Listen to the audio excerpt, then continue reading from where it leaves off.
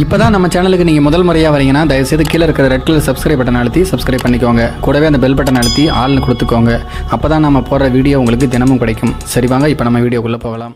கும்பகோணம் அருகே திருவிடைமருதூர் தாலுகா புளியம்பேட்டையை சேர்ந்த 33 வயதான உதயசந்திரன், 27 வயதான வேம்பு தம்பதிகள் கடந்த பிப்ரவரி மாதம் 18ஆம் தேதி காரில் முகமூடி அணிந்து வந்த மர்ம நபர்கள் வீட்டுக்குள் புகுந்து உதயசந்திரனையும் வேம்புவையும் தாக்கி கத்தியை காட்டி மிரட்டி அவர்களிடமிருந்து 15 சவரன் நகை, 2 குத்துவிளக்கு, ஐபோன் ஆகியவற்றை கொள்ளையடித்து சென்றிருக்கிறார்கள். இது குறித்து வேம்பு திருவிடைமருதூர் காவல் நிலையத்தில் புகார் கொடுத்தார்.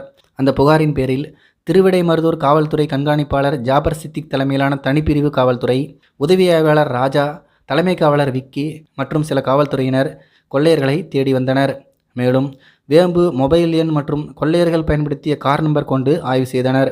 அப்போது அந்த எண்ணிலிருந்து தஞ்சாவூர் பர்மா காலனி பகுதியை சேர்ந்த வித்யா என்பவரிடம் கொள்ளையர்கள் தொடர்பு கொண்டு பேசியிருப்பது தெரியவந்தது. இதனையடுத்து வித்யாவை காவல்துறையினர் பிடித்து விசாரணை நடத்தினர். அந்த விசாரணையில் வித்யா, வேம்பு 2 பேரும் சேர்ந்து பாலியல் தொழிலில் ஈடுபட்டு வருவதும், இதற்காக வாட்ஸ்அப் குழு ஒன்றை உருவாக்கி தமிழகம் முழுவதும் பல பேரை வைத்து தொழில் செய்து வருவதும் தெரியவந்தது.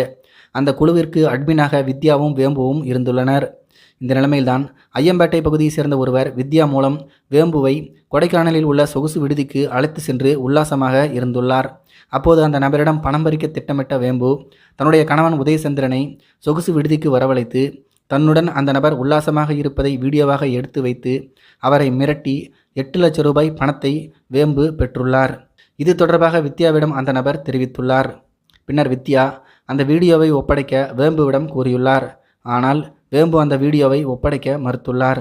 இதனை அடுத்துதான் வித்யா தஞ்சாவூர் பர்மா காலனியை சேர்ந்த தன்னுடைய பகுதியை சேர்ந்த பாலகுரு, கோபிநாத், முரளிதரன், முத்துகிருஷ்ணன், பிரபாகரன், ஆகாஷ், விஸ்வா, அருண் ஆகிய 8 பேரை வைத்து வேம்புவின் வீட்டுக்கு சென்று பணத்தை கொள்ளையடித்தது தெரியவந்தது.